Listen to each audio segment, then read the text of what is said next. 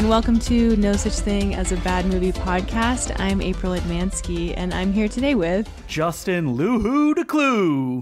What? What was that? Justin Luhu, who was no more than two. Oh, is that That's the Grinch, you idiot. Oh, God, I didn't know. And... Colin Cunning, ho, ho, ho, ho, I am. Whoa, and nice save. And Merry Christmas, everyone. If you're listening to this when it first dropped, it's Christmas Eve. When is this coming out? On Friday? Christmas Eve. Oh, Christmas Eve. Don't open any presents, even though that you'll be tempted. Don't go snooping around. Wait, you know what? I was always jealous because my cousin, he was half German. His dad was German. They would always open their presents on Christmas Eve. Is that like a European tradition? I don't know. Some families just do that, or I often would hear, "Oh, we get to open one present on Christmas Eve." They would go to midnight mass, and then not the one from the TV show, hopefully. Colin, don't bring up midnight mass. It's the one thing that makes people angry. Yeah, they would go to midnight mass, and then they would come home and open up all their presents at night. Yeah, and I was so jealous as a kid. That's apparently a big thing, and they would stay up all night until the morning. Anyway, let's not talk about Christmas traditions that were not stay ours. Up all night with Santa Claus. Anyway, I've got my Ryan Ginger here, as is the traditional Christmas drink. Maybe tomorrow I'm going to get me some eggnog, have some rum and eggnog. Do you like eggnog, Justin? Oh yeah, I love eggnog. Mm-mm. Really? Yep. Love it. I just started like drinking for sure. it. Really? Like I'm lying to you? Yeah. No, I can never eggnog. tell if you're sarcastic or not. No, I do love eggnog. I mean, love it in the sense that I'll drink a couple of, glasses, not like chugging it down in December. Just like a big carton in the morning. No, I can't have like one, of maybe eggnog, two. please. Yeah. But anyway, so we're talking about nice things that we like at Christmas to try and distract from this movie that we watched, Home Sweet Home Alone. Why did I pick this? Justin, I think you put it in my head. Yeah, it was like a I kind of group forced decision. you to. I went, we gotta do Home Sweet Home Alone. I hear it is so bad. This Disney Plus original film, I don't think it was ever meant to go theatrical in any way, shape, or form. I don't. It should never have. I can't see that at all. Can you see anybody going to see this in the theater? I mean, this episode is gonna be a lot of me trying to find something good to say about this movie. Here's one thing. Oh. It's probably better than like the Hallmark Christmas movies, because a little more effort, I think, was put into it. Those are like barely movies. But they also have their time and place this year, I will say. Interesting. But they're even more low effort than... I don't know what was going through the mind of anyone that made this movie. And there's some genuinely talented people, not just the actors. The director of this film is a Sacha Baron Cohen guy. I know. Yeah. Oscar nominee. What? He wrote, he was the producer from the Ali G show and co-wrote Bruno Borat. Brothers Grimsby?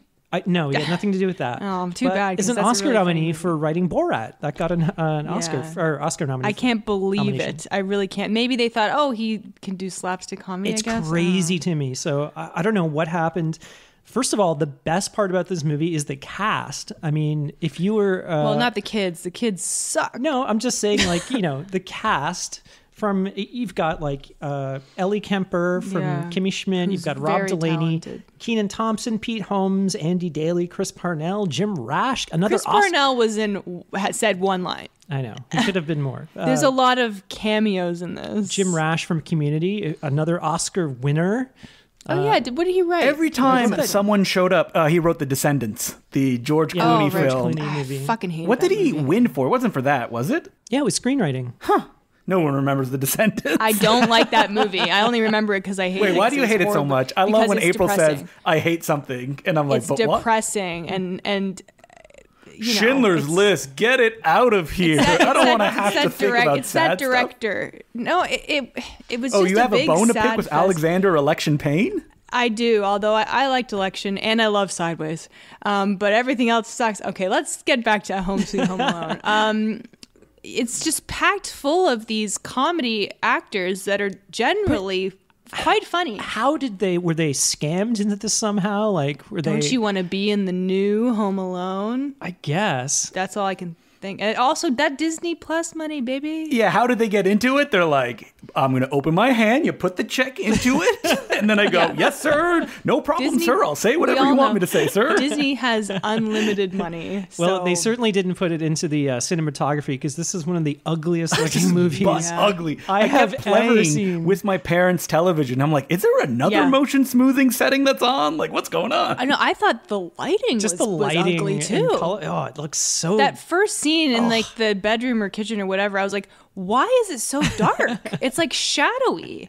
Like if it's a nighttime scene, fine, but like I was like, they didn't light this correctly. No, like this is not how you light a comedy. It just looks ugly. I'm not saying I want it to look like a Lifetime Hallmark movie where it's just overlit, but I think they went too far the other way. Yeah, it was so dark. I kept trying to turn the brightness up, being like, what's going on? Yeah, it's so, it's just like all rim lights and kind of, I don't know. Was it meant to be in 3D, so they shot it flat? So it's like, I'm Home Alone coming to you. Some things were like going at the camera during the and I kept squinting, being like, is this supposed to be satire? Why is everyone so mean? Yeah. This is so everyone is so unlikable in this movie. Well, I mean, you feel bad for Ellie Kemper and husband. So I would love the pitch of this movie where they're like, you know what? We've done Home Alone 5 times now, because there's a bunch of DTV sequels for people that don't know that do not star Kevin McAllister. What if you felt bad for the 2 robbers being tortured? They're like, Ron Howard, you've done it again. They drop big bags of money on his desk. When you told me that, you're like, oh God, it sounds so wrong-headed. And I think that's the only way I could describe the movie. It's just everything about it is so wrong-headed. It's extremely wrong-headed because you really hate the kid. You feel awful for these 2 parents, and they are the supposedly the bad guys that are breaking into the house over a series of misunderstandings, and they're a couple that is going to lose their house, so they need to get something that belongs to them so they can pay for their house, or they're going to lose their house, and they're upset. Although also it's like, well, we might have to move into a smaller place, guys. Well, they do have 2 children. They don't have like a huge house, but anyway, I mean, it's a regular house. The movie opens up, so it's Ellie Kemper from Kimmy Schmidt and Rob Delaney are married, and they're having an open house at their home. Kenan Thompson is their real estate agent. I love Kenan Thompson. I may have been the only person to watch his recent sitcom that I'm pretty sure got canceled. Kenan? Yeah, Kenan. Hasn't he had like 30 sitcoms called Kenan at this point? This recent one was like a 30 Rock style. Like he hosts a morning show. He's got 2 young kids. This sounds like a sitcom you made up. His wife I've died. Never heard of I know, right? His wife dies? Yeah, Don Johnson is his father-in-law. Yeah, and he lives with him. I do love Don Johnson. Don Johnson's fantastic. We watched this whole thing. It's like 10 episodes, half an hour. And there were some laughs. But you know what happened? Like the show's going great. It's getting good ratings. Suddenly the door burst open and it's Bobby Monahan, and he's like, "You're not getting out of SNL that easy, Kenan." Yeah, I think he's still on SNL. What is that? 15 years? Kenan Thompson? Yeah, or maybe he just left. No, he should be like those MVPs that kind of just stick around forever, like Tim Meadows or something. Or how long was Tim Meadows on SNL? Keenan's been on longer than Tim. Has he really? I don't know for sure, but Tim Meadows is so funny, and he never gets to act really enough. Funny. No, and not in anything. Last really. seen in Hubie Halloween. Wait, did he die after that? I don't know. Last scene. We don't know what happened to him since then. Not of his life, of the movie. Before we get into the movie proper, though, I want to ask Colin and April, were you big Home Alone heads? I mean, Colin probably not, because I think you were a little too old for it when it came out. No. I saw it in the theater when it first came out. They're like, who's this 30-year-old sitting in the theater with us? Oh, we were in high school, and I remember laughing so hard. My friend in front of me, a whole bunch of us went. He laughed so hard that he fell into the aisle of the theater. Wow. He was bouncing in his seat and was like, he just leaned over and like fell into the aisle. Do you know what scene it was? Do you remember? Yeah, he's like, Buzz, he's so funny. I love Buzz. I, of course, grew up with it. I watch it every year. Both of them. You watch it every year? You know what's funny is that like I used to watch it all the time as a kid. Probably the second one even more than the first. Yeah. But at a certain point, I went, I've seen it so many times, I can't watch it anymore. And I haven't watched it in like a decade, Me too. I think. Like, I obviously take breaks. But like, I went through a decade or whatever where I didn't watch the second one. And then a few years ago, I'm like, I'm going to watch that one again. And while it's obviously not as good, it's still great. They're both great. They are probably the best Christmas movies. I don't think I ever saw the second one until I saw it at your dad's house, like a few years ago. Oh, we watched it here a few years ago as well. I think maybe you went to bed, but I just never got around to it. I have it on. Well, it's all on Disney Plus now, but I was gonna say I have it on download. I've seen it now, somewhere. but yeah, it took me years and years. But that one's great because Tim Curry is in it. The first one is a classic. It's so and your funny. favorite president is in it as well, right, April? I don't know what you're talking about. Oh, wow. It took this long for Colin to do a Trump impression. I'm sure you've done one before. What is this, episode 89? Hey,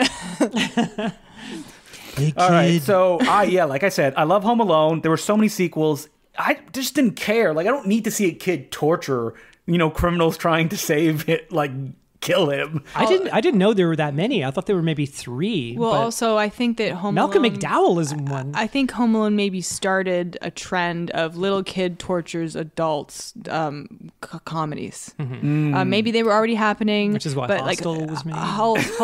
Yeah, that's why we got the scourge of Mr. Paul Nanny Giamatti's turning that. blue in Big Fat Liar. Big Fat Liar holds up, I gotta say, but that's beside How the does point. it hold up? I've never seen it, so Well, it holds up for know. me because I saw it once as a kid. What's that French one? The Dial Code? Dial Code Santa, which I think is available on Shudder and Tubi, I think. It's It is around. indeed, because it's a Vinegar Syndrome released thing. So for it's on people those who two don't things. know, it's a French movie that is basically like a proto Home Alone, but it's more serious. And sometimes it goes by the title Game Over or Père Noël Dial Code Santa. It's really good, and Colin's never seen it, so I'm going to make him watch it this year. It's great. It's so close to Home Alone that you're like, proto, accidental, And people have scientifically tracked down that John Hughes was in France during this period. It's possible he did see the movie. Yeah, maybe that's why he's gone he's become a hermit for the last years of his John life. Hughes? Yeah, because he was scared of the Cud Père Noël guys coming for him. Yeah, it's so when he sets foot outside of his house and some news crew's going to be there. So tell us about Père Noël. What people don't know is that he actually unfortunately passed away in a Home Alone type situation where he was trying to defend his home from the Cud Père Noël guys. Oh, what a shame. Well, he died. Yeah, he landed on a nail, went right through his brain, killed him. Very sad. Oh. He got electrocuted and he turned into a skeleton. That's the best scene of Home Alone. I love that scene. That's so in the much. second one, but is that in the first one too? I think so. I think it is. I think they read for what's his name turns into a skeleton. Daniel Stern. Daniel Stern, yeah. Yeah. Who wants nothing to do with these Home Alone films. He's like, Really? don't talk to me about them. I just don't. Yeah, nothing. Oh, well. I don't think he acts anymore either. Actually, you know that show on Netflix, the movies that made us? Yeah. Mm-hmm. I think he's in that, talking about the movie. Oh, I had heard that he's like, just please, no more Home Alone talk. Don't quote me on this. I saw that episode, but I feel like that was the actor they got back. But Joe Pesci loves Home Alone. Can't stop talking about it. That's a great episode, by the way, that whole thing. It shows you how close they came to Not making the having movie. the movie canceled. Not only that. It was pretty interesting. I mean, okay, we're not talking about Home Sweet Home Alone what the hell's to talk about? It's okay, terrible. here's what There's I a want to lot. say. I have notes. I wrote "This kid sucks" 7 times in my notes. I have seen Jojo Rabbit. This kid isn't the main kid in Jojo Rabbit, Yeah. but it's I was watching this movie and thinking I liked him better when he was a Nazi who idolized Hitler. He's funny in Jojo Rabbit. He is not funny He's here. more likable as a Nazi. Yeah, a little boy Nazi. Wow. Well, he's given no material to work with because right away he and his mom are driving and he's like, I have to pee. And she's like, all right, let's go to this open house and you can just pee in the bathroom. Yeah. And right away you don't like him because he's British. Well, it's not bad, but I hate the Brits. I hate the Brits. Mom, I've got to pee. It weirdly seems like a gimmick to have a British mom and son in this American movie because it doesn't really come to anything. But maybe I have no idea. But it's guess all cast. Why not? It's like they cast him. I mean, he's cute, but his character's just so awful. He's like, give me that drink, please. Yeah. And he's like, no. He's like, ah. Yeah. So he has a feud with the dad, who I really don't like the dad in this. And you don't? I'm sure I like Rob Delaney. He's funny. I don't know if I've seen him in anything. He's just one of these comedy guys that's like in everything, He's in right? Deadpool. He's the guy that dies that has no superpowers. He's Deadpool 2. I didn't see I think that's the only right, way. Deadpool 2. The only thing I know him from actually is Deadpool 2. I just feel like he's in a British show called Catastrophe, which is really good, where he and another woman have a kid and they have to deal with it. His performance just reeks of like effort, and it's just not, everything is not funny. And Ellie Kemper, it's like some of it's funny. No, he and Ellie Kemper feel, and we've said this before, and I feel we'll be saying it about every new movie we ever talk about, feel like they're green screened in sometimes. They do, and I 100% believe they are at the very, very end when they're sitting around the dinner table. Mm-hmm. We don't know for sure, but they have zero chemistry. As they were can we talk about Ellie Kemper, Kimmy Schmidt herself, as well as the queen of the KKK ball? Oh, that's right. That's right. It wasn't the KKK ball, but it was. Yes, it was. It was an organization that used to be the KKK. Okay. That's right. Oh my god, that's pretty funny. And she was also on The Office. Not that I was watching The Office at that point. And isn't she from some like billionaire family or something? Yeah, she is. That's why she was in the KKK thing. Ball. God yeah, damn it. These people. But she is actually really funny, and she's not in this movie. Not in this. She's the only person in this I feel like that like comes off funny sometimes, just sometimes. I was chuckling at her antics a few times. Like the film starts, and it wants to get kids on the page of, we are so poor because the dad lost his job that we have to give the house away, but we don't want to let the kids know because we don't want to ruin Christmas. And oh my God, it's so awful. It's like, this is not fun to watch. No, it's not. It's sad. And like, it starts off with them having this open house that, they don't even want to have. Yeah. And they were like, they have like montages where they picture themselves, growing up in this house and like having their children, like tears rolling down their cheeks and shit. Oh God, why am I seeing this in this movie? So this movie does a thing that I'm not a big fan of. Sometimes it can work, which is fantasy sequences, and they're always short. It can work. The cartoon Arthur does that a lot. I think it's really Home Sweet funny. Home Alone, Arthur, A Christmas Story. Sequences. A Christmas Story does that. Mm-hmm. So it can work, but in this, it was kind of annoying. Yeah, didn't like it. But there is the kid. What is it? Rob Delaney has like a doll collection. Let's talk about the doll, or a box of like these really ugly dolls. One of them has like an upside down head or something. And the kid's like, "Oh, your dolls are stupid." Yeah, and he's like, "Oh, they're my mom's doll," and the kid's like, "Sure they are," and I just want to fucking punch him. Yeah. I just want to punch him. And then his mom is like, "You're being a little jerk. No McDonald's for you." And he's like, "No, I want McDonald's." And I'm like, "Is this macking me? Like, what am I watching?"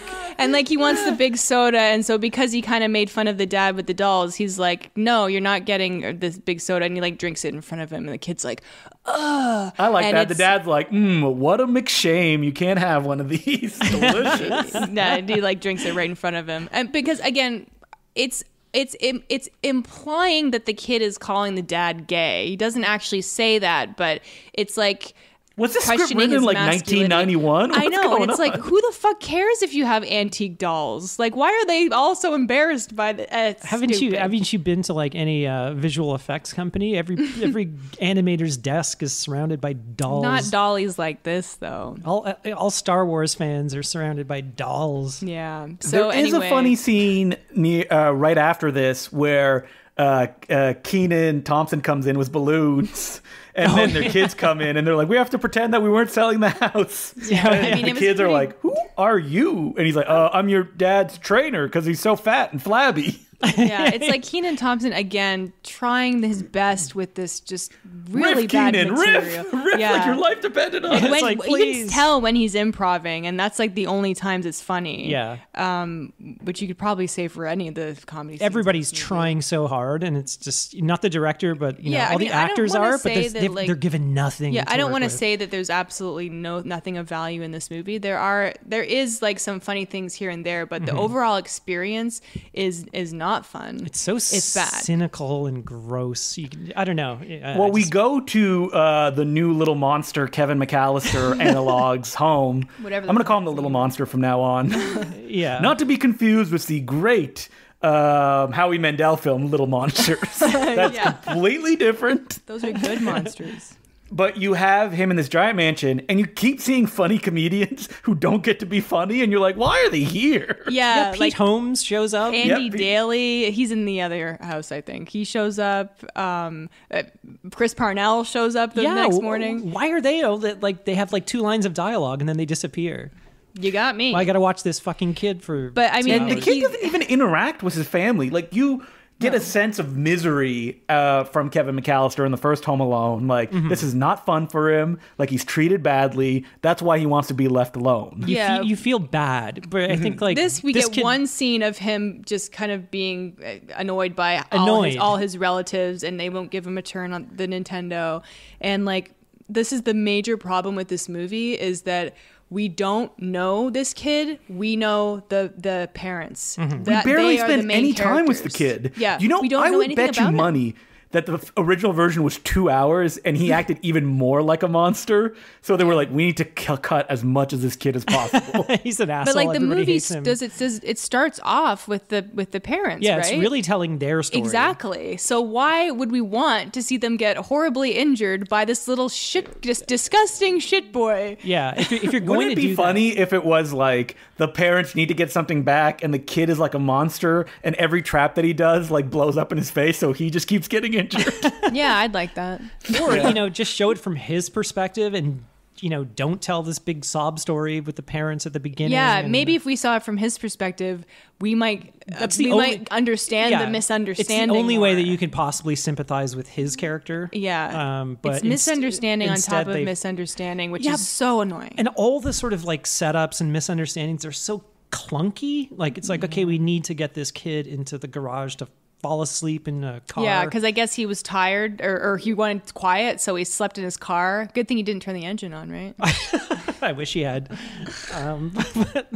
Or we have to get a character to do this, and it's just all the setups are just so clunky and awkward. And so it's the typical. Well, so they're going to Tokyo, and the British mom is upset. Fuck this family. They can afford to bring their whole family to one of the most expensive places and there's on earth. 20 of them. Yeah, so and then her ticket gets fucked up, so she has to go the night before, which is at least somewhat more understandable than them just forgetting him, I guess. But that's the reason. That's what I'm talking about. It's that's the only reason that she has to go ahead of time, is because if she was there, that's her only kid, she would not miss him. Yeah. So it's okay, let's figure out a reason to get the mom ahead of time or something like that to Tokyo.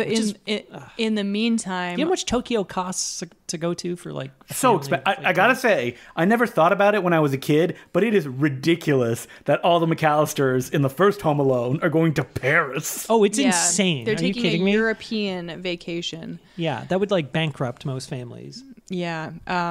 And not in the 90s, in the booming Bill Clinton 90s. Not a worry in the world. Yeah, baby. In the meantime, we'll just call them the poor parents. Wait, I hear Colin in the background trying to squeeze out a Bill Clinton impersonation. I'm trying to think about a saxophone. He's like, saxophone, adultery. Where's my saxophone? Baby? There you go. You got it. Bill joined us for the party. So poor parents realize that the upside down doll that they have was only 10 ever made because it was a misprint, whatever you call it. Yeah, it's they look it up on eBay or something. Yeah. It's worth $200,000. And they realize it's worth $200,000. There is no way a doll would be worth that much. Not in the packaging, all beat up too. That. Yeah, no, but they're first of all, also I was $200,000 is enough to solve your money problems. That's not even that much money these days. Because later in the movie, they're it's paid for this. April is one of those Twitter people that's $100,000 every 6 months is not that much. No, I'm just saying. I spend that on nails. Well, I guess just hey, shut on haircuts. up. Hey, if you don't get a $100,000 haircut, I mean, why even get one? I'm just saying, with the way the rent and the real estate market is in the city that we live in, Toronto. You're talking about Toronto and any other city. We don't even know where they live. They live in Chicago, so that could be expensive too. You could buy a house for $200,000 in some cities. So anyway, the dad realizes that they don't have the doll, and he's like, that fucking shit boy must have taken it. An important part, which is his, I think his brother or Ellie Kemper's brother shows up. Oh, yeah, it's Rob Delaney's sure whose brother it is. It's Rob Delaney's brother. Hunter shows up. And it's played by that guy from Veep. Yeah, so I thought it was John Mulaney the whole movie. It looks like Paul Scheer as well. You know, it it's does, that kind of comedy. It looks like a combo, but yeah, I was like, oh, it's the guy from Veep. I don't remember his character's name, but he was really funny on that. And shocker, he's a jerk too. And he's a successful jerk. He shows up with his wife and kids the day before as a surprise. In the middle of the night, and then they're like, we're not sleeping in the den. Don't ever show up to someone's house with your wife and your child. In the middle of the night. In the middle of the night as a surprise. That's what Cousin Eddie did in Christmas Vacation. Yes. And Cousin Eddie's a bad man. Asshole. Have you checked up on him lately, April? Yeah, he's a horrible person. The starfucker. He's in a movie called Christmas Vacation 2. I haven't seen it yet, but I would not look up Randy Quaid on the internet, April. No. Don't do it. No. Or Dennis Quaid, for that matter. Oh, yeah, man. Oof. Either way. What if apples don't fall far from, same tree. What about Dennis Quaid's son, the guy from The Boys? He's okay, right? Hey, Jack Quaid, he's great. Oh wait, I don't know who Jack Quaid is. Who does he play on The Boys? He's the main character. The non-super guy. Yeah, he looks like he's actually Michael Shannon's son. He does. So where are we here? Oh yeah, they figure that the little monster stole the doll because he was like, I want the dolls. There's honestly just like several scenes of one of them like trying to get in the house but then leave. Like they try and break into this house like 10 times. And they go up to his house. They arrive when everybody's leaving, which is such an awkward scene. Yeah, it's like it's like, okay, how is he going to overhear the code? Pete Holmes is like yelling at the kids. Pete Holmes is just screaming at everybody. Them. He thinks he's the Uber driver. Yeah, and he just yells out the door code. You know, I bet someone who was writing was just like, this is clever. That's how they got the door code. It's so awkward. And then he like leaves the key underneath the planter. So then they all take off and Rob Delaney's just there and he like tries out the code and it works. Yeah, but then he doesn't go in. He has to run to his Bell concert. He has like a panic attack. Yeah, and here's where we meet Jim Rash. And we meet and then he's gone. He's only in this one scene. Yeah, he's conducting their little bell choir. I know people are probably listening to me say bell choir and have no idea what the fuck I'm saying, but they have bells. And it's exactly what it sounds like. Playing them in succession and they're like talking loudly while they're doing this, which for the elderly who are like, this sucks. And Jim Rash like looks at him poignantly. No, I think it was the you keep brother. Using poignantly. It's not. Oh, is that? Yeah, I don't know if you know what poignantly means. It's been made a point of. No, that's not what it means. It means it's sad. Sad poignantly and like emotional. Means sad? Yeah. Yes. That's sad. People don't understand. This actually happened on the last Patreon episode we recorded. You were using it as like a catch-all word for anything. I really think you're wrong. I do believe he's right. Are you saying pointingly? I think there's like a pointingly. T. I'm saying poignant, like POINGH. No, yeah, that means sad. That means sad, April. Yeah, when you see an emotional movie, it's it's very poignant. Okay, I'll change it to pointedly. Sure. There you go. You got it. Yeah. You got it. Okay. Let's do this. I'm glad we could correct April on this Christmas So they break into this Good thing we didn't do it on the last podcast. April's like, I've been saying this every day for years. We let it slide on the last duel because, it's like a Me Too story. But Coming up to Patreon. We didn't want to mansplain. Thank you. Moving on from here, after the bell thing, you see the kid do a bunch of stuff, and it is so unfunny. Oh, a Scarface joke? It is Yes, joke? which is for the adults watching. We get a montage of this kid. He wakes up, and it's like, hello, everyone, where have you gone? It's just ripping off the original movie, which this movie is, of course, full of references, because why do you think I'm watching this? Because I like the original movie, which is fine, but it just made me want to watch the first one. It's awful. And he eats all this candy. The montage sets to Tom Petty. It's Christmas time. Which I think think sitting there and you're like, oh, it's not my favorite rockabilly guy who does only Christmas songs now. I know. There's no Brian Setzer orchestra, but we heard this same goddamn song in Jingle All the Way. I believe. Yeah. Wasn't the Brian Setzer orchestra all over the Home Alone films, the original ones? Oh, no. I don't think so, but I'd have to go back and listen. No. I don't think he even started the orchestra until like... How many people are in the orchestra, Colin? Started the orchestra. Oh, God, listen to me. Yeah, so it's Tom Petty. Yeah, he's dressing up as Scarface, and it's like, it's so horribly shot and edited. It's like not even funny.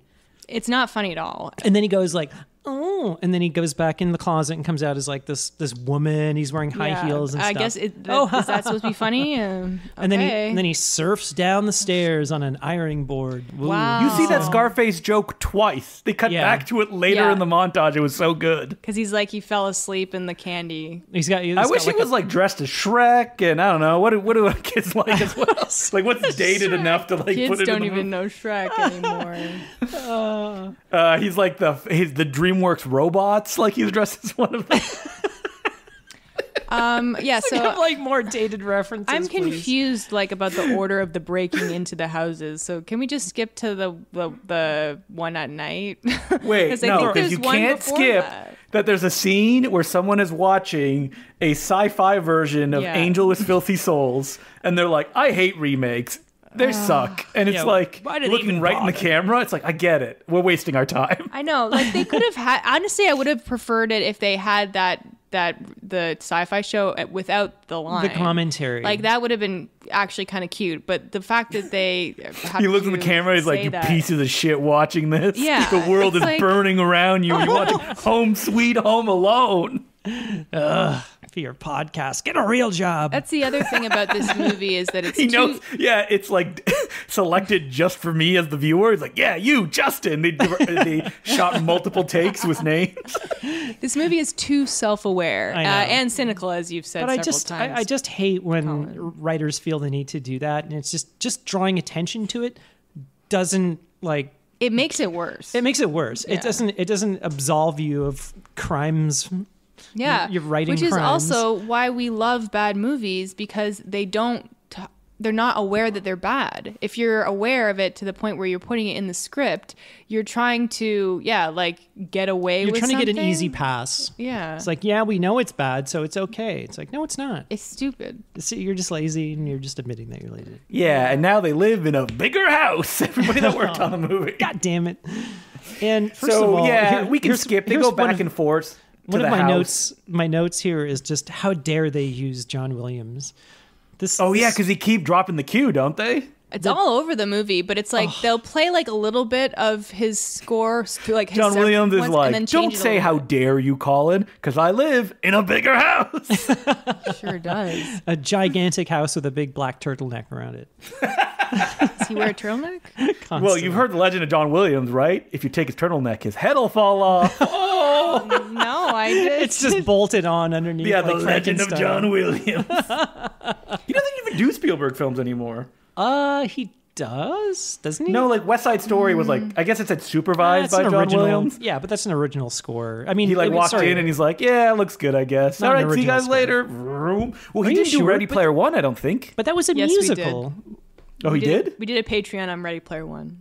Oh, because I just watched a documentary on Ready Player One. I thought I saw the name of another musical composer. No, I don't think he hasn't done a Spielberg we did film Ready Player One. No, yeah, I said John Williams. John Williams. Yeah. I don't know who did. Anyway, let's not talk about Ready Player One. They just keep playing this goddamn theme song from the first one, just, so you kind of feel some emotion. But all I'm thinking about is the first movie. Mm-hmm. Yeah, exactly. It's like the Total Recall remake where it keeps showing you scenes. It's like, yeah, I know. I wish I was watching the Arnold Schwarzenegger version. Get it. You keep reminding me. That film made me so mad because the director came out beforehand and he's like, yeah, we're going back to the original story. We're not like... Yeah, the 5-page Philip K. Dick story. Exactly. And it's like, the first trailer came out. I'm like, none of this was in the fucking story, you idiots. You're just doing like a scene-for-scene remake. Yeah, we're going back to... Oh, God. What? It's only 5 pages? Oh, Jesus Christ. Oh, God. Go. William Shatner in Total Recall. Oh, I gotta go bang my hot wife, that British actress. You sound like Woody Allen. Yeah. Yes, Woody Allen, John Travolta. Also John Travolta. Okay. So moving on, let's get to the big siege because they try to get into his house. Actually, you know what? I'm gonna lay my cards down on the table, pick my favorite scene here, and it's a classic fart in the face. Oh God! I really hate the scene where they're at night trying to climb over the wall. I thought it was so funny. Rob Delaney farts in Ellie Kemper's face. They're on set. Were they laughing or were they like grim and it's just like silent, like they're shooting a sex scene? They are laughing. They're so embarrassed. They are laughing. I guarantee it. It's always he pulls his pants down and then he falls onto her. Justin, you know what good slapstick is. Yes. This was so lame. That's why it made me laugh. This slapstick is so overcut. Like there's like 3 angles to just see him fall over. It's like, and there's a lot of stunt doubles, and I know you have to do stunt doubles, but there's a lot. It's so obvious though, but it's there's like a night siege. And that ends with them breaking into a different house. Well, yeah, this is the whole fart. It's the fart scene, and they end up in the pool, a covered pool, which like they would die. I mean, and then they're all frozen when they go back to their family, and they're like, "We just got splashed by a car." Well, first of all, it just builds up to them like breaking into this house for such an extended scene, and then they get in there leave. And it's like, wait a minute, and they look around the house. It's like, oh, there's like this black family living there, and they like look around, and then they look and they see like the family portrait on the wall, like, oh, and that's it. That's the entire scene. That's what we spent like 10 minutes. But then they do end up breaking into kid's house, and then they just leave or something. You guys are skipping the first robbery attempt when they set off the alarm. That's what I'm talking about. Max calls the cops. And who shows up? Oh, the big cameo, like Captain America walking out of the shadows. When you're like, wow, is it Macaulay Culkin? Is he going to do a cameo? No, of course not. It's Buzz. He probably would have if they asked, right? I don't think so. Are you kidding? No. I feel like he's done with Home Alone. You know, he did like a bunch of parody videos like 5 years ago for YouTube. Yeah, he's got I'm Kevin McAllister and I'm fucked up now. But I feel like not even the Disney. No, he never would have. Also, what is he gonna do? Like, who's he gonna play? What is he just gonna? He's gonna play Kevin McAllister, the mayor of the town or something like. It's like, did somebody call? Well, he is the one who did their security system because they say it's McAllister Security. Yes, they do. But I mean, you want Kevin to be the security officer? Yeah, he just shows up and he's like, anyone need a little help? Well, Buzz says like every year my brother calls in a prank call. He's like, oh, Kevin, blah, blah, blah. And I got to say, Buzz is actually a great actor. He's really good in the HBO miniseries Steven Soderbergh directed, I can't say the word. Mosaic. Mosaic? Mosaic? No. Mosaic. You got it. Mosaic. Well, I last saw him in Blue Ruin. Do you guys remember that? Oh, yeah, he's great in Blue Ruin. As a guy who like has the guns. He's not in it. He's in a very small part of it. But I was like, hey. Is that the guy who gets shot in the head? He's in... No, he's not. He's like the main guy's friend who, he goes and gets some guns from at the end of the movie. And he kind of, like, before, like, the climax, he's, like, talking to him. Wow. I remember seeing him in Supernatural, where Supernatural has a meta thing where Supernatural exists in that world and there's, like, fan conventions. And he was dressed as one of the main characters. No kidding. No, he's good. He's actually kind of funny in this. But I mean, he's got nothing to do with this other than, like, look at the big guy eat a sandwich. It was a burrito. Yeah, sorry. Ellie Kemper is kind of like hitting on it. Yeah, so that's my favorite part because I thought that scene was funny, and I can't do it justice because I'm not Ellie Kemper, but just like the way she was like overly like flirting with him, it was just, and she's like making like dumb, rolling her eyes at her husband and stuff, and be like, you know, he wouldn't remember the alarm code because it's our anniversary. It was very funny to me. And then Max is kind of like looking out the window, like, why isn't he arresting her? Arrest them! Anyway, and if you think that we've skipped scenes with the little monster, we haven't. We've explained every scene that he's in. He's not. That's how little he is in this movie. He shows up to the church and steals a bunch of toy guns. Oh yeah, he's like, I want all these toys. Yeah. I'm a needy child. Even though my family's rich. Yeah, and he walks out of there with a bunch of toys that he will eventually maim our protagonists with. Oh my god, I'm so excited to talk about that. Yeah, how maimed they are. Let's get to you forgot the mom at the Tokyo airport because, you know, they're trying to like harken back to Catherine O'Hara. Yeah. You know, who you really felt for in that movie. You know, she just seems like a jerk in this movie. She does, yeah. The receptionist is like, please, just wait in the back. We'll let you know. Like, so belligerent. She's like, excuse me, I've got to get my son. And it's like they're reusing the exact same script from the first one, too. Yep. He's home alone. There's a scene right before when Buzz shows up that the kid has a fantasy that if he tells the cops, they're going to throw his mom in jail. Oh, yeah, right. So he's like, maybe I shouldn't involve the police. So that's that explained away. There's a lot of like convoluted writing things. There's a scene where our two heroes, Rob and Ellie, walk on a frozen pool. And I'm like, yeah. I was getting Unbreakable flashbacks. You think they're going to drown? Yeah. Like, they're like, it's my only weakness. It's winter. I mean, I know we're supposed to be like, oh, they're cold, but like, God, just making me cold just looking at it. Well, he kind of hoses down like the whole street. I can't afford my home. Exactly. Yeah, these poor people. I just want this toy. Anyway, let's get to the final. The whole misunderstanding is scene, that they break into the house and he overhears them. They say, "Oh, we got to get the ugly boy." Yeah. And then we can sell it Because for $200,000. It's not like they would actually say doll when they're talking about a doll. They would say boy. Exactly. So he thinks that they're after him to kidnap him and sell him to old ladies. Sure. Isn't that funny? That happens. No, it's so not. it's so weird that the movie seems to want us to be like, I love this misunderstanding, as opposed to being, oh, this is miserable. What? Yeah. Please stop, guys. Why are you doing this? It's one of those movies that it makes you go, just talk to each other. You know how many movies have that where the characters they don't say what they mean or what they're doing. Well, the parents try really hard. Yeah, they're like, we just when they break in, they're like, please, we just want to talk to you. Flour bag in the face. And he's like, shut up, you assholes. Sugar in the face. My parents are rich. It essentially comes down to they decide, all right, we're going to go finally get this from the kid. And for some reason, they think he has a German grandmother in the house. it's because there's like a Amazon whatever or Google Assist that was switched to German and then it switched it back. And they saw the grandma at the church who was just someone helping him and they thought it was his grandma. Wow, that's doesn't quite, matter. that's it has quite no payoff. Well, they're like, that's why we broke into the house, because we thought your grandma was here. He's like, what? I don't have a grandma. What? Anyway, you're skipping away way too ahead because we need to go point by point of how they're injured. Okay. When the film essentially turns into funny games where you're like, oh my God. It is very. Wait, which version? It's very reminiscent of the original. Wow, there's not a big difference. Not funny. Not funny. The the original Home Alone, where one goes at the front, the other one goes at the back. But like, it's not like they're doing the exact same gags. They do come up with some new ones, but they're kind of based in the same thing. I mean, like updating it by stepping on Legos, and that's set up earlier in the movie. You're jumping too far ahead, April, because I gotta say, Stephen King once said that. So I gotta say what Stephen King said. He once sat beside someone who watched the Amityville Horror, and instead of being scared, they were like, "Oh my God, this is gonna cost so much in home repairs." While watching this movie, I was like, how much is it going to cost them to go to the hospital to get this stuff fixed? Oh my God, of course, yeah. Oh man, the hospital, but also, yes, the home repairs. Yeah, they're going to need that $200,000 because, they're fucking up this, but they're rich. They got some bills. Family, yeah.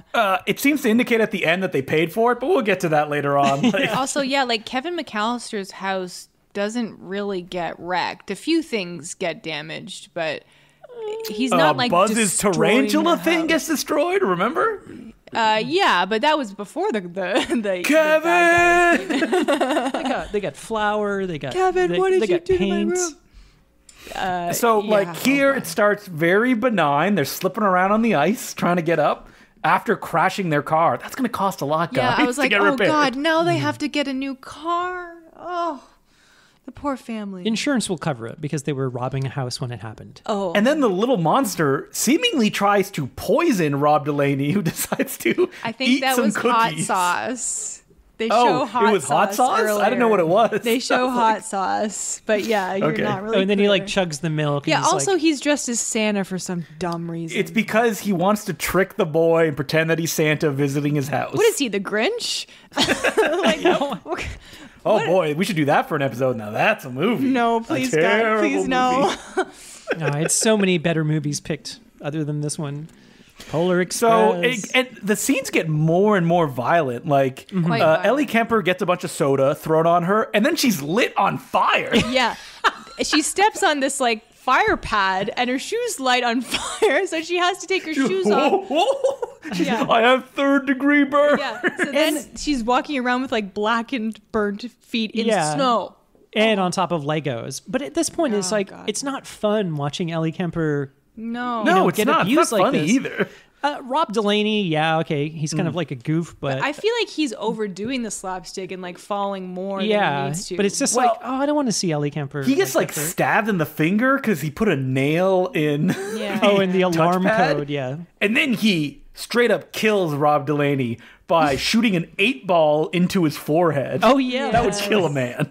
Yeah, Dead. several times I think he gets one in the crotch. And too. I think he has like a Nerf gun that shoots all these thumbtacks into Ellie Kemper's Kemper, face. she's covered in thumbtacks. So she's got Nerf darts that have thumbtacks in them, so they're all hanging off her face. And then what kills me is that he sets a treadmill in front of her going and puts weights on them that fly at her. Mm-hmm. Now that's like funny games. It's got to be a dude so you can get hit in the nuts. It's like The Children. That would like behead Killer you. Kids. Yeah. Another film set during Christmas. Which one? The Children. It's like a British film. It's like evil British children. Oh, so maybe it is a spin-off. He escaped from that film. All and now British he's children here. are evil. Oh, all of them. Yeah. Hello. The Omen. I'm Wait, British. is he British, The Omen? Hello. No. Yeah, of course. Yeah, because he's in Britain, but because it's an American consulate, like guy that's there. Anyway, the plot of The Omen. There you go. Spoiler.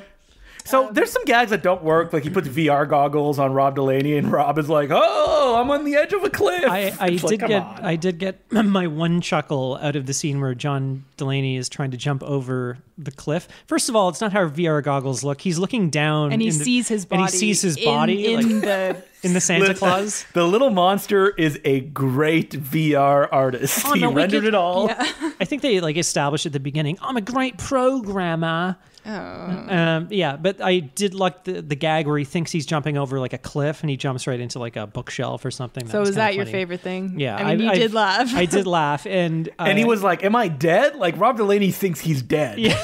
He doesn't know where he is. He's never heard or seen a VR. I've used one of those VR headsets. Remember at the Scotiabank Theater? They do not look realistic though. It looks like a little bit above N64 graphics. Yeah, it does. But the funny thing is, maybe you gotta get the rich one. so I tried it out, and it's like you pay like $10, you get like 5 minutes on this game. But it was one of those games where you go up to the top of a skyscraper and you have to walk out on a plank to grab a cake.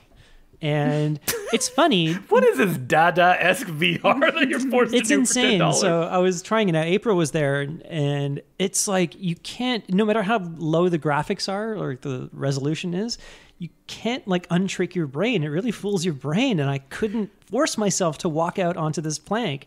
So you were like Rob Delaney, where you're like, "Whoa." I was like sweating, and like I couldn't. Didn't you ended up falling though? I did, fell but off the thing. but I couldn't. I couldn't force my body to get. So what you're out. trying to say is that this scene is completely realistic. Then. Absolutely, I felt for Rob Delaney in this scene. I did the Star Wars thing that they had down at like the docks that they had set up. Oh, okay. Like big experience where you put on like a haptic feedback suit, like you're in Ready Player One. So when you get shot, you can feel it, and you're playing with your friends, and they're wearing because you're stormtroopers in the game, right? And you can like they move their hands and they're just dressed as stormtroopers and they're moving around, and you're like in a maze that makes it feel like you're walking through the game. You know, you're kind of turning in circles and you have a gun. There's puzzles to do. It's a delight. That's but it's also cool. like $30. But the maze is like kind of set up like the game maze is. Yes. Well. Okay, that and makes you sense. feel like heat and stuff like that. Right. If you reach out, you can feel the walls and like levers and stuff you have to pull. It was really fun. My friend was really into VR, and he was playing Alien Isolation. Do you remember that game? Too scary. I could not play that game. It's really scary. So he had one of those like headsets, with like the headphones and stuff on. So, he had no idea what was going on around him in his house.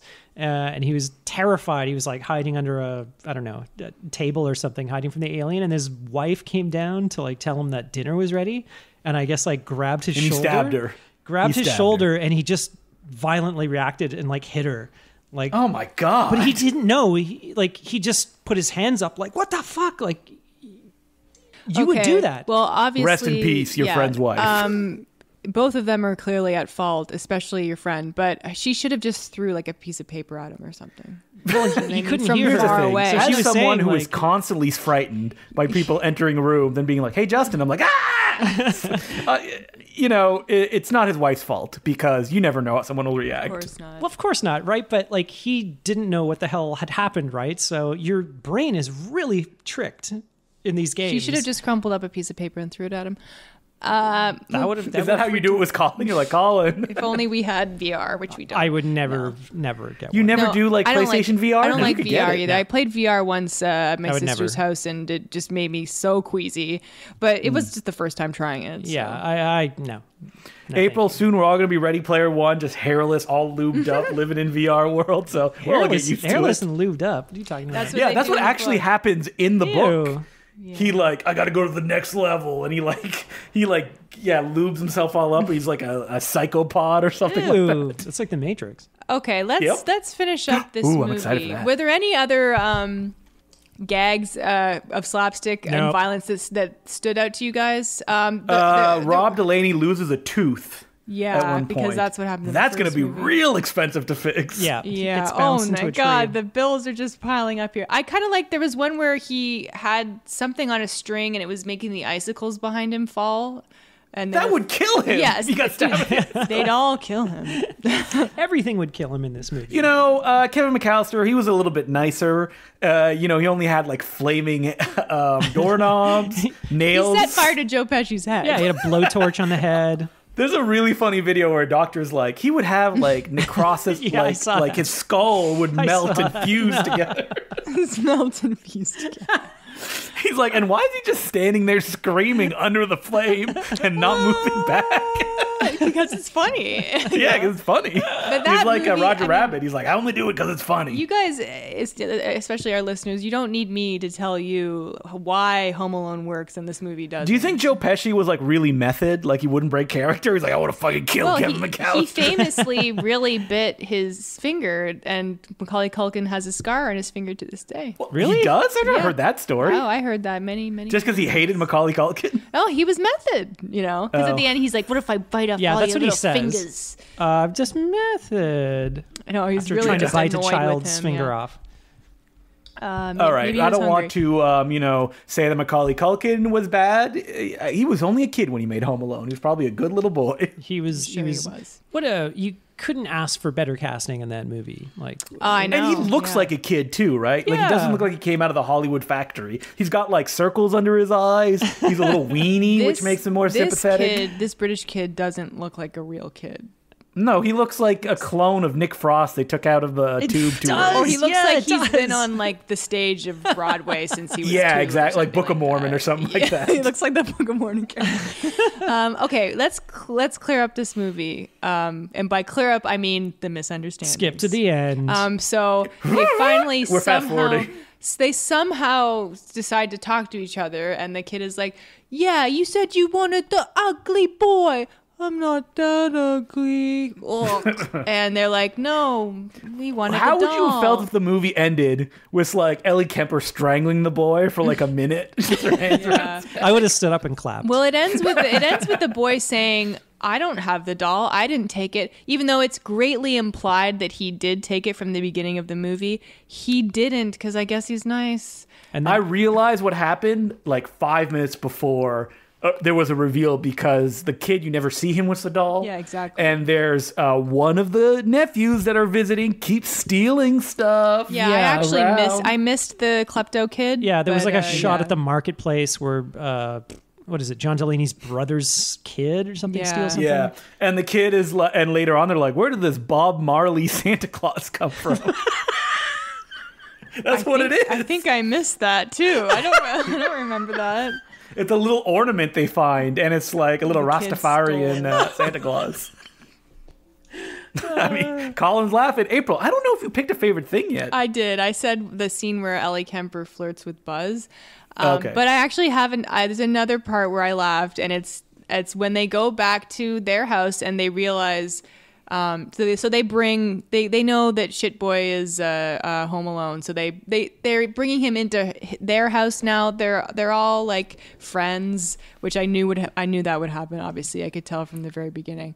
And so then it's revealed that the klepto nephew, has the doll, and they do this weird slow motion thing, which they do that throughout the movie, right? There's like several slow motion scenes that are supposed to be made for comedy.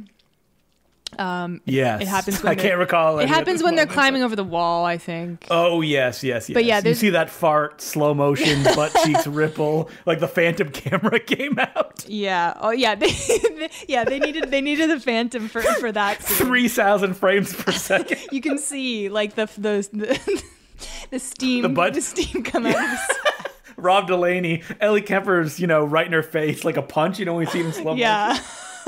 It's funny because I noticed there were a lot of like CGI breath coming off of them because... Did you notice there's some stunts where there's like a ghastly CGI replacement face on Rob Delaney? No, when he takes falls? I didn't, but as I was saying, there are clearly stunt doubles. Mm-hmm. Did you notice, Colin, CGI faces on stunt doubles? No, but if I was going to watch this again, which I'm not, I would look out for that. Who could tell with this horrible lighting? Well, yeah. That's why they did it. They're like, it'll help with the stunts. But anyway, the scene where that. I imagine the producer of this film is like from the 40s. He's like, all right, guys, let's go. Home sweet home alone. Here we go. Let's make the bucks. The scene where they realize magic time. The klepto nephew has the Hollywood doll, and then the nephew, of course, just throws it because he's also a shit boy.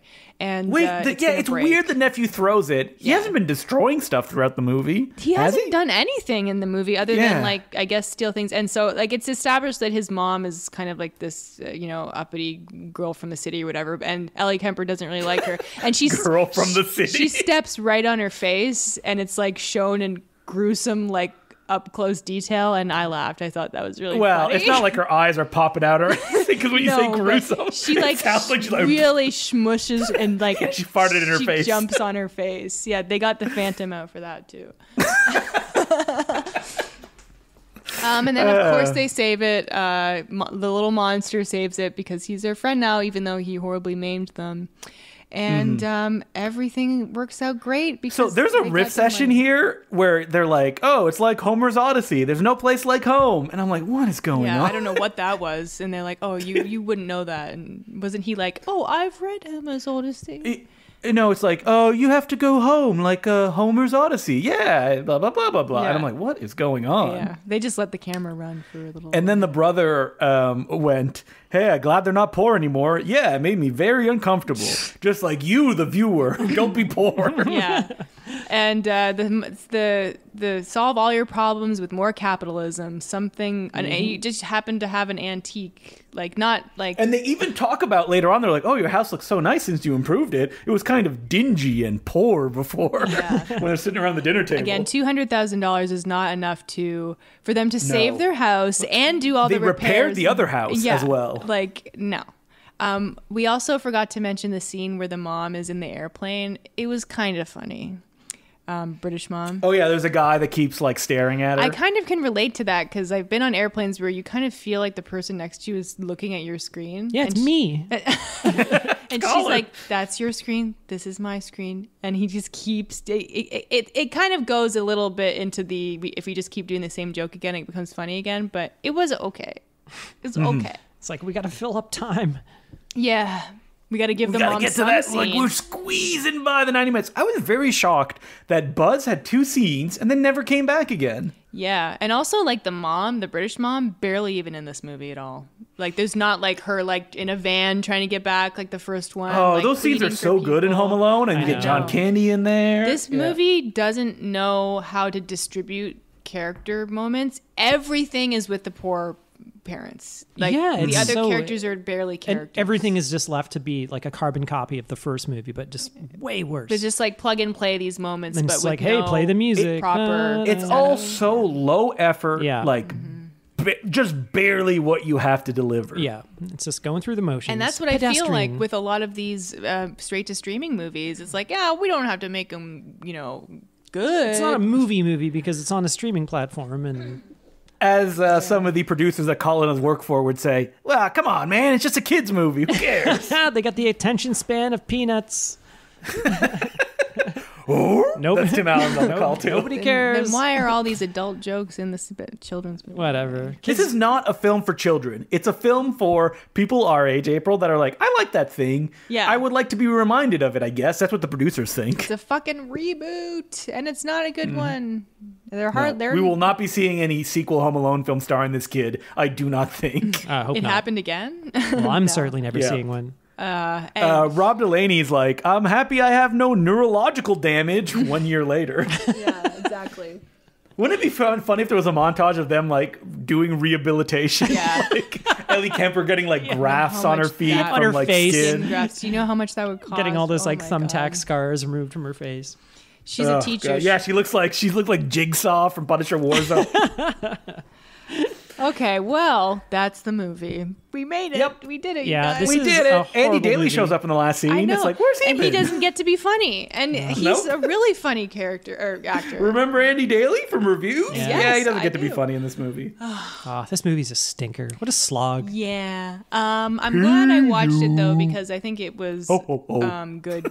Well, I mean, a good fodder for the podcast. Wait, you thought it was good? No, I just mean it's like, good to talk about. Yeah, good to talk about as we bitterly chew through Home Sweet Home Alone. Sorry if this episode wasn't quite as fun as our Jingle All the Way episode, but I hope that everybody is having a good Christmas Eve if you are listening to this, or maybe it's Christmas Day. Or Yeah, I hope you remember to buy your children Turbo Man dolls. And also, And if you need to rob a kid, bring a tranquilizer dart Yes. to knock him out the second you see him. Oh my God. speaking of Arnold, you know what he would say? Get a booster, because we should all get our COVID booster. Nobody likes you, Booster. Yeah. But I love booster. Okay, that's it. You can watch. That's you it. can Good watch night, everybody. Yeah, Good night, everybody. You can watch this on Disney Plus, as we've said. It's a Disney Plus. Don't movie. do it. Don't Not do even it. as Yeah, a I joke. It's not that funny. Yeah, I really, really wouldn't recommend this for anybody. Really, it was kind of a waste of time. If you look at Letterboxd, it's all like 1 star, half a star. As it should be. Oh, I give it half a Yep. star. It's terrible. Hey, at least it was short. Not short enough. Yeah, if you want to email the podcast, we're at no such thing as a bad movie at gmail.com. We're on Twitter at no such thing pod, and support us on Patreon, patreon.com/no such thing as a bad movie. And if you subscribe at the $5 level, you get a bonus episode every 2 weeks. Anyway, if you're listening to this on Christmas, Merry Christmas. Thank you for listening to Merry us. Christmas or And- Happy Holidays. Yes, and if you want to Aren't you find gonna howl, if you want to Justin? find me, I'm at Ow! if you want to find me, I'm at Twitter and Instagram at April at Mansky. You can follow me on Twitter at DeClouJ, on Letterboxd, Justin DeClou, DeCloux, or get any of my fine wares with the Important Cinema Club every week, or Golden Ninja Video for your Blu-ray needs. Check it out! You find wares? He does. Yeah, I realized halfway through I was going to recommend Important Cinema Club before Golden Ninja Video. I was like, crap, I can swing this. I can swing this. Man, I don't have any fine wares to hawk. Your visual effects skills. Oh my gosh. I don't know how fine those are, but yeah, you can follow me on Twitter, Sergeant Zima, SGTZIMA. That is all. And that's it. Merry Christmas, Happy Holidays, whatever you celebrate this year, and we will see you in 2022. Yeah. I'm April at Mansky. I'm Justin DeClou. Hey, you stole my bit. Oh, sorry. My Santa bit. Is there like You a can say noise it the too. Grinch makes? You can say it too. And I'm Colin Cunningham. And remember, Someone's trying to rob my house. there's no such thing as a bad movie. He's dead. I've just Now I turn into the Home Alone kid. It's the Home Alone curse. I've just shot someone and murdered them. Oh no.